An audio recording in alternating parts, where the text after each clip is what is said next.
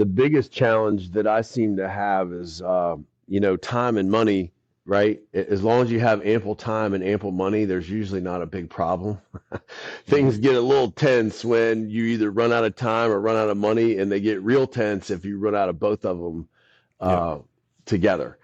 And so really, like, as long as if you're undercapitalized, things are stressful right from the start, and they stay stressful until you can get that thing turned around.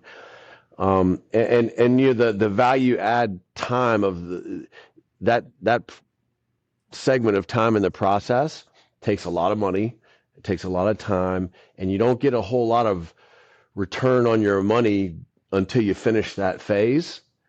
And so that's the biggest challenge, is just to know, like, make sure you're capitalized well enough, because there's always going to be some unknowns. There's always going to cost more than you think. Welcome to the Real Estate Mogul MD podcast. Thanks for tuning in and taking control of your financial future. This is a show where we not only motivate and inspire, we give you actionable real-world experience to help you live life by design. You'll hear journeys and stories from other physicians, investors, coaches, consultants, and entrepreneurs. And now, here's your host, Brett Riggins. What happens when your income stops, but your bills don't? Today's guest, Ashley Garner, faced that reality after a heart attack. While being incapacitated, he still had some income coming in. And what he did on that? He doubled down. He didn't stop. He scaled from single family headaches to hundreds of multifamily units. Ashley shares how real estate gave him the resilience and purpose he needed. Let's get into this. Ashley, welcome to the show. Man, we're down here in the Carolinas and we're ready to go. How's it feel to be Ashley today? Yeah, it feels great. Most days it feels good. I'm only human, so I'm not perfect, but most days it's pretty good to be Ashley. Man, does it feel as good as somebody's excitement level today going into an end of the year party we were chatting about? Do you feel that good right now? I feel pretty good. My son is super pumped about the end of the year school party, and so I'm feeling his energy. That's awesome. If we could just have that ability to dive into that, and multiple times throughout the day, just be able to pick up a little piece of that magic that's happening in their innocent lives. So it's so cool. They live right in the moment. That's for sure. But what gives you the ability to do that is where you're at in your investing career. And you are a seasoned real estate veteran here on the show today. So let's just jump right into this and get into the meats and carrots here. First of all, just a little bit of a background. Were you in any other professions? Have you always been real estate driven? Yeah, I'm one of those people that's like, real estate's the only thing I've ever done. And I've done a lot of things in real estate. But it's always been a real estate kind of career for me. I tell people I'd be the world's worst employee, like a true W-2 having to clock in employee. I've just always been in real estate. Real estate. And now in this world of real estate, multifamily is your game, correct? Yeah. And I grew up literally in that business on a small, like, literal mom and pop level. My dad started buying college rentals when I was like in high school and junior high and high school. And so I physically, I fixed the toilets and did the vinyl siding and started from there and just kept going. That was a pretty small scale, but believe it or not, we still own some of those properties, 40 years later. Oh, I believe it. Yeah. I believe it. That's awesome. And to your old man putting you through the ropes early on, how in the world did he get you onto a job site? Was there candy involved? Was there money involved? And how did you get that experience? Man, I have vivid memories of learning how to solder pipes with him on school nights, when, I was probably like in 7th and 8th grade. And we just did a lot of stuff like that together. It was really cool. And I'm so grateful every day that I learned to do those kind of things and had that time with him. That's awesome. And in our life. It's about where we are. Ashley, I've got a 12-year-old that was on the job site with me all day yesterday. Oh, His great. name is Hank. And yeah, just finding those moments where I want to put him in make him uncomfortable with the things he doesn't know, because that's where we learn, right? These Yeah. experiences where we understand, hey, I don't know this. I'm definitely not the greatest at this. But then Yep. keep driving them at home. Like, hey, it takes persistence. Just keep at it, keep at it. Yep. And that's where the growth happens. Yep. So what was the aha moment that moved you from traditional rentals into multifamily syndication? Well, that's a great question. So I was always in pursuit of this financial freedom idea, and it just didn't sit right with me that if I didn't like go to work and do something that I couldn't get paid. In other words, I used to use this analogy like, hey, if I step off the curb and get hit by a bus, all this is over. Like no more money comes in. We don't make any, no more sales. I would talk to my team like, you can't all just depend on me, because if I'm gone, it goes away. And believe it or not, in 2017 August, I had a heart attack, cardiac arrest. Oh I my was goodness. dead and gone. They had to shock me back 5 different times. And so that's, I was already on this journey, like kind of not limping in. I was doing more than most, but I was kind of nervous to go to the big level, right? And that happened. And during that period of time, I didn't do a whole lot of work for months. I was in my little bubble trying to recover mentally and physically from what happened. And so I got to see a lot of things. Number one, life kept going without me. I wasn't participating, but the wheel kept spinning. But the investments that I did have continued to pay me. I was able to make income while I was kind of in my bubble, right? So I'm like, oh man, now I'm really seeing the power firsthand. So then I knew that if I wanted to reach the true goals that I had to get more units faster, or I was going to be mathematically eliminated. So it was really during that time that it convinced me to dig deep and like, let's go for the bigger stuff here. Interesting. Yeah. And it's that mindset that all of us kind of have to overcome, how we're conditioned or how we believe our beliefs about money. How do we get it? How do we keep it? What does it mean? What can I do with it? So it's very interesting. And then tying that into like this incapacitated income where it doesn't take me. I can be incapacitated and it could still be coming in, right? Yes. Where it doesn't involve my time to get that passive income. Now there's ups and downs and all of that. And let's talk through the first one here. What's the first multifamily deal and how did it come together? So really the first one was a 10-unit place, and I just kind of bought that. It was during the those years, between like 08 and 15, when the world was tough sailing for a lot of people. And there was a kind of a hybrid short sale situation, and I bought this 10-unit place for $250,000, and I put another $250,000 into it, fixed it up. And that was in 2013. I still own that place, and it's tempting to sell that one and cash in, but it makes too much money, and it just keeps going up in value. So I'm holding on to it. And in every one of these deals, it's not all easy. I mean, I remember some really tough times in that first one as I was learning through that 10-unit. And hurricanes happen and the place is half empty and I don't have enough money to pay the bank, and some tough stuff as we go. But again, that's just, like you taught your son, you just don't be afraid of that. You just have to get there and you have to deal with it. Yeah. Yeah. And I don't want to blow past, first of all, I just realized that in the first story you were talking about, you had a heart attack. And I just kind of like blew right past. That's life-changing, life-shaking. It's such a blessing that you made it through there. Oh yeah. But man, it's those times that really drive us deep, whether it's in religion or finding faith in God, or what am I doing in my life? We look at these things we're chasing after, and does it really matter? Where we're going. This real estate game is a way of getting there, and it's not all sunshine and rainbows. I say that so often, but it takes persistence because real estate loves time.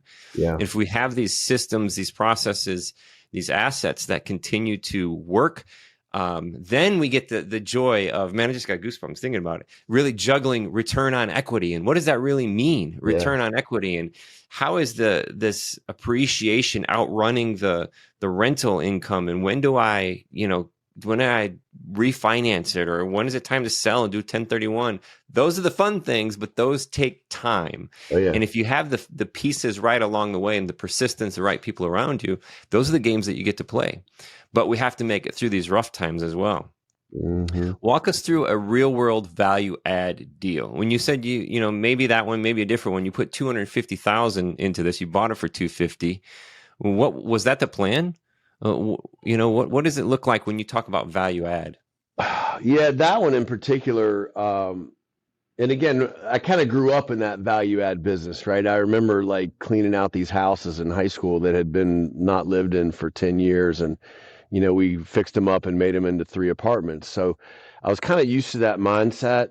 The 10-unit place, believe it or not, I honestly, it was a real eye opener for me in a lot of ways, that I didn't even realize that people in our country lived the way that the conditions of that place were. I was so like, it just broke my heart. I remember specifically there was a hole in the wall to the outside, and inside that room there was a little baby that had a little mattress on the floor, and it was sleeping right there. I mean, I couldn't even believe it. So that was just one example. So yeah, I had to fix that place up, and I took seriously, and I still do, that my job as a landlord is to provide somebody a safe, clean, and shelter and home that they can be proud of and safe in. Their job is to take care of it and pay the rent, but my job is to give them a place to call home and be safe. So that's kind of the mission I set out on that one, and that's a mission that I continue right now, even on the 196 unit one we bought 4 months ago. Yeah.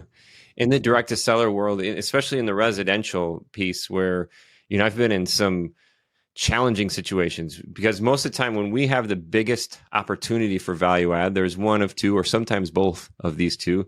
There's a distressed seller or a distressed home, and when they're paired together, it's crazy. Yeah. And in Michigan, I remember we bought a house, and it was unbelievable. We went in there the night, we typically will walk right before close, and the toilet water was frozen in the upstairs bathroom. And you talk about, this is a place where there's kids, there's crawling on the floor, feces on the floor. Like, you never believe some of the stuff that's out there. And it's not that I've been sheltered or anything like that, and I don't judge anybody when I walk into that. There may be some human nature stuff that happens in them, but I'm doing the best to connect with them and prevent the best situation. Right. In a value add scenario, those are the things that we see right away. What are some of the surprises or the challenge? Like, what's the biggest challenge when it comes to the value add? Maybe for some of the unknowns.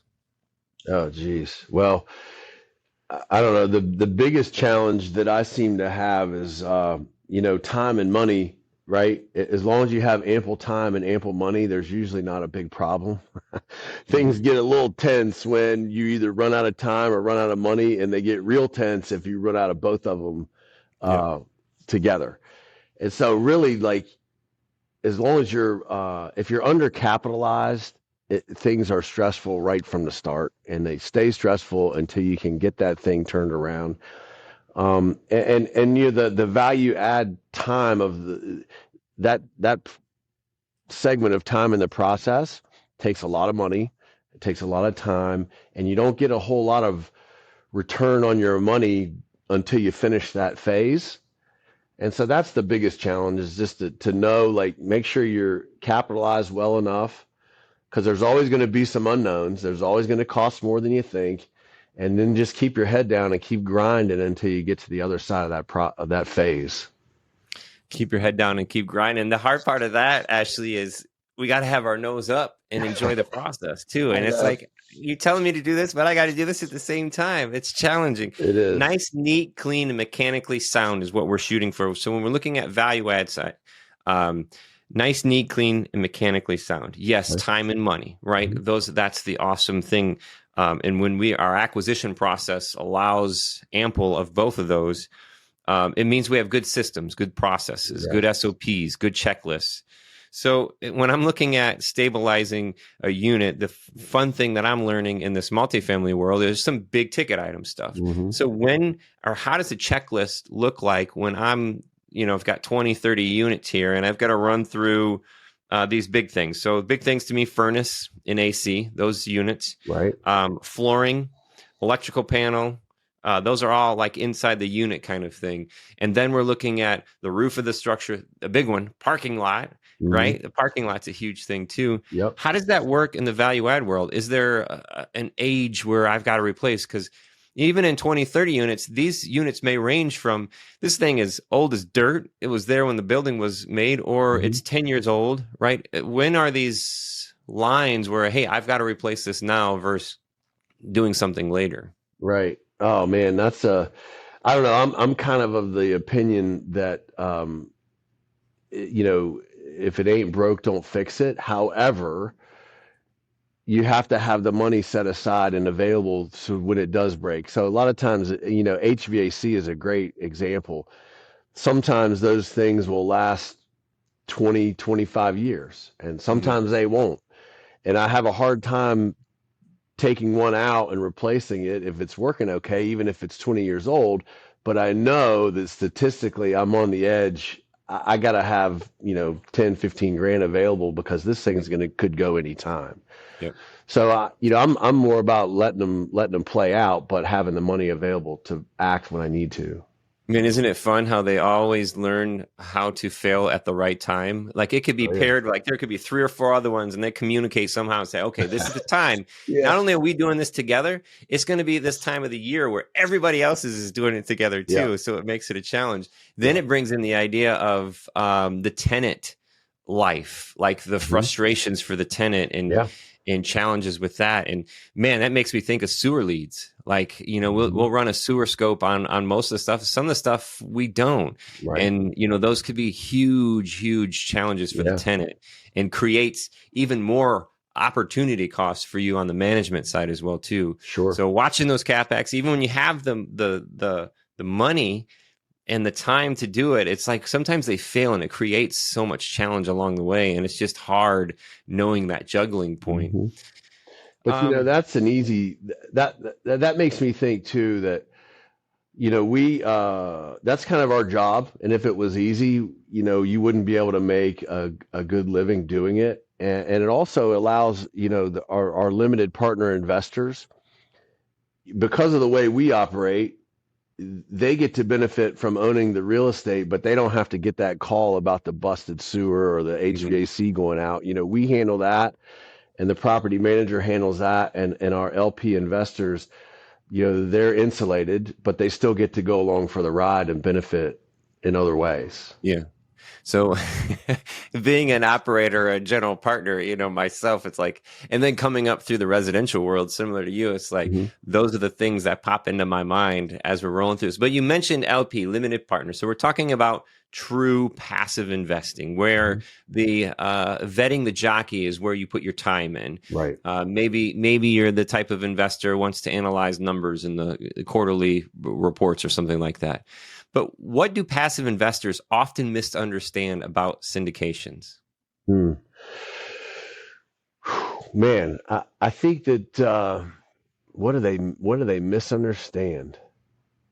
I don't know. A lot of them just don't understand it at all, to be quite honest with you. So my challenge has been, connecting with the people that have the funds available to invest, but then explaining to them like, hey, these are how you see all these big apartment buildings and office complexes and home developments that you see when you ride down the street.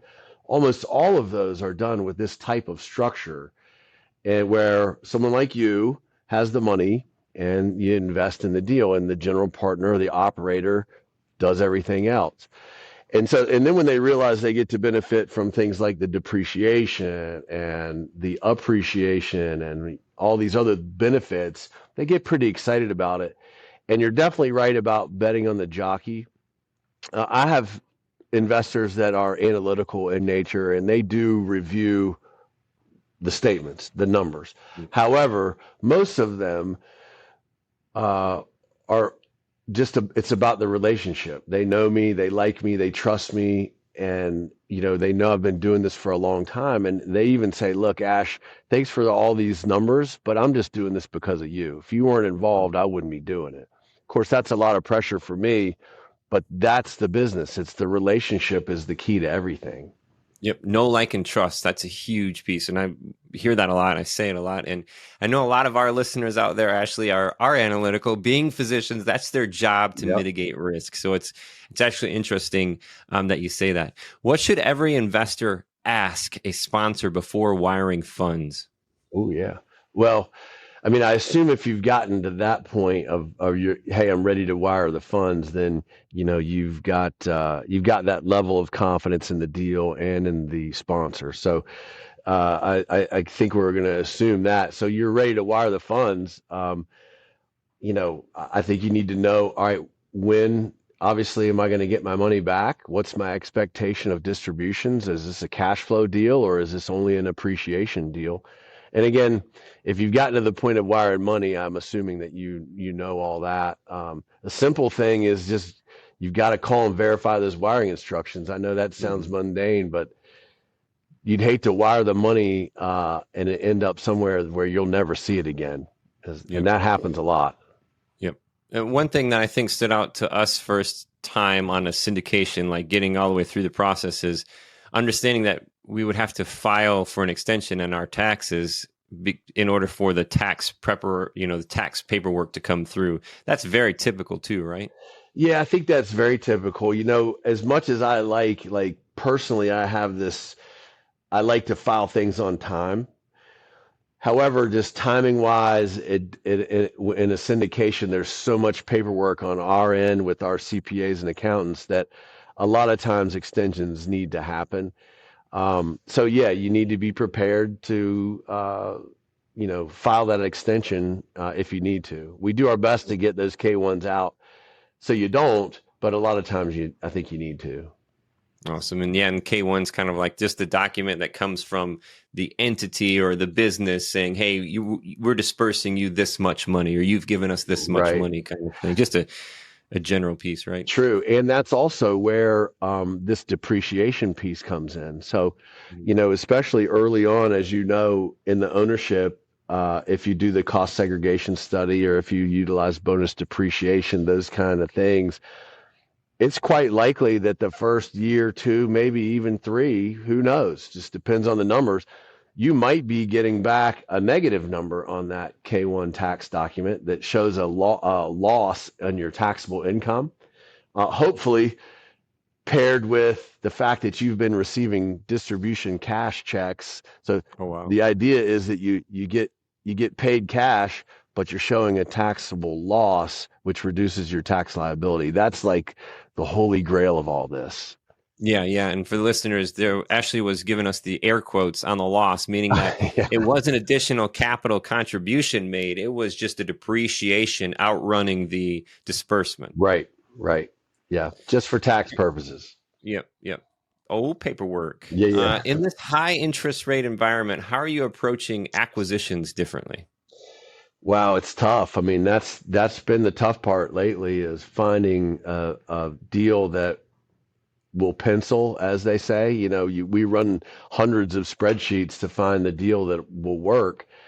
For us, it has to work, meaning it has to cash flow like as it is. In other words, we're not trying to buy something um, at an inflated value that will cash flow once we go in and do all this stuff to it and take all this risk and do all this work.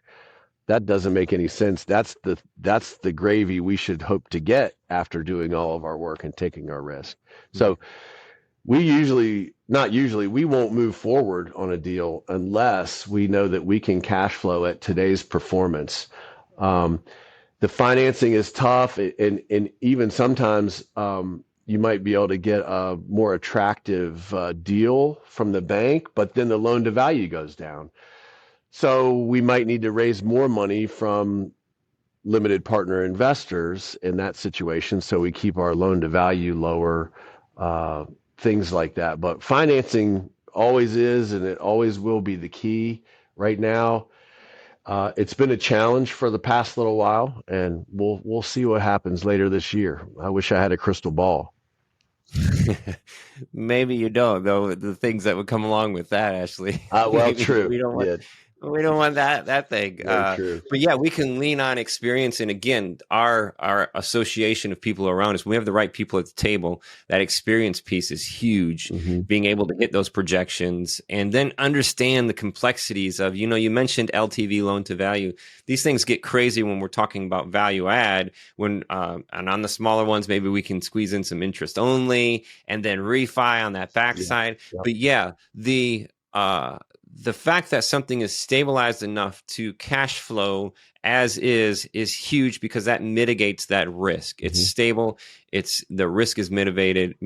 There's lots less unknowns as it's sitting where, Right. hey, I'm going to buy this property. It's great. There's 40 units, but only 10 of them are rented. And, you're going to have to carry it for 2 years. It's like, well, let's go build something brand new then. That's like developing, Right. Yeah. That's a very good point. If you're going to do that, you might as well build a new one. Absolutely. Yeah, let's just carry the stress of Yeah. the unknown in Yeah. development. And if it works based on existing performance, then theoretically the worst case scenario is that we don't make a whole lot of money, but you don't lose all your money. If I know that that's my floor, it just got to keep doing what it's doing. Then I'm feeling pretty good, because then everything that we do to add value, either through operational efficiencies or maybe physically improving the asset, or the customer service and the tenants are happier, so the turnover is lower, then we, meaning my general partner group and also the limited partners, we all get to benefit from the upside.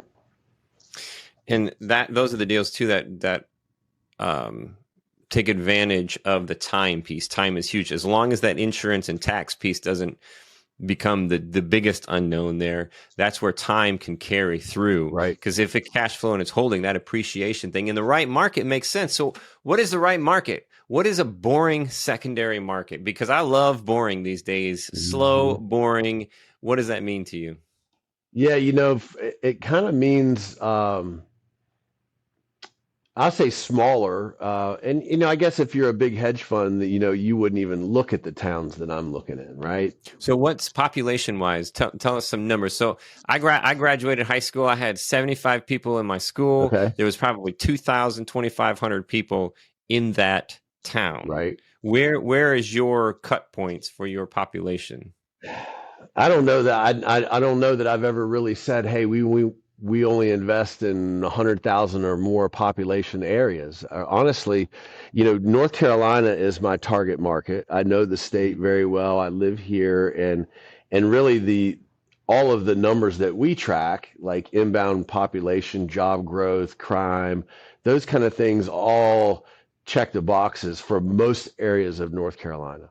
Now, there are plenty of smaller areas that I would not feel comfortable in, but I like areas that have a dependable employment source that's hopefully only going to grow. So, you might have a college or university, a military base, or a large employer, or multiple large employers. We historically have not participated much in larger markets like Raleigh or Charlotte, mainly because the competition is so huge and the prices tend to be pretty high, and so the returns tend to be a little less. So we're in markets like Gastonia, which is just outside of Charlotte, or we're in Jacksonville, North Carolina, where there's a large military base and very stable employment. So things like that, or maybe near universities. Walking distance to a university that's not going anywhere. What's the difference between North Carolina and South Carolina? Why North Carolina and not both? Well, we do look at deals in South Carolina also. We really do. There's no real magic other than it's easy to get distracted. And there's so many, like my email is just full every day of deals all over the country, and it's hard to process all of that. And because you just get distracted. So North Carolina, what I've found is that there are plenty of opportunities to underwrite. There are plenty of properties to buy. Don't really need to go anywhere to find the deals that we need to hit our goals. Now, that's not, we've underwritten things in Columbia and Spartanburg and things like that. They just didn't work out on the spreadsheet, but we would have done those had the spreadsheet worked. Yeah. Makes sense.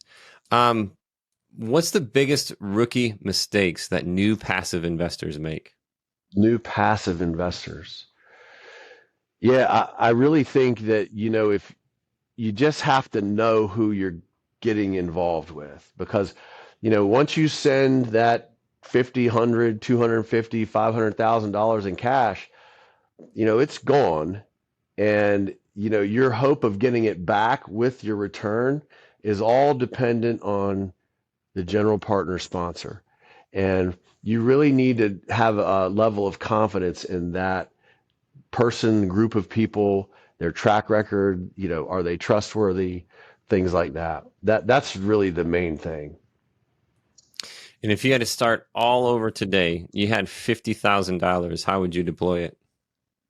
Wow. I would go back and buy Bitcoin about 15. No, that's with your crystal ball, right? Yeah, right. Yeah. No, I would get into multifamily investing a lot sooner than I did. And I know that's cliche because I know that every successful investor says, what would you do differently? What would you tell your younger self? I would go bigger earlier. It's no different. The spreadsheet is the same. The business is the same. Everything is the same, just multiplying by a larger number. And that's what, it's a little bit scary and it takes a while to get used to doing that. But honestly, that's the game. Man, I tell you what, I'm excited about as we kind of head that direction in scaling is, man, if I can put 20, 30 units on one insurance policy, I know that's a whole different game, but that's one policy, right? One mortgage. Yeah. Man, and it may be multiple roofs. Like there's one property that's got, I don't know, 10 duplexes on a single piece of property. That's one insurance. Yeah, I've got a few different roofs there, but so that economy of scale thing comes into play for us. It's huge on just our sanity. Oh yeah. Your time management and just getting it. You imagine if you had all of those policies separately to keep up with. I can, yeah.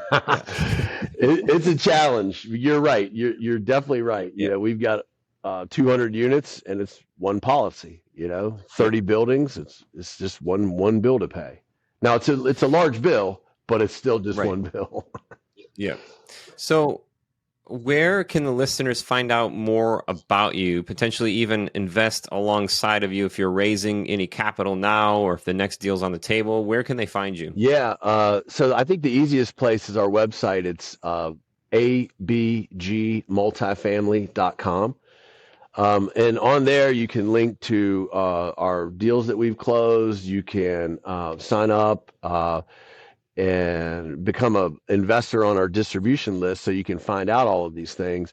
There's also links to our active deals. And we do have one right now we're raising money on. We actually closed in February on the 196 units, and we used bridge debt to close it.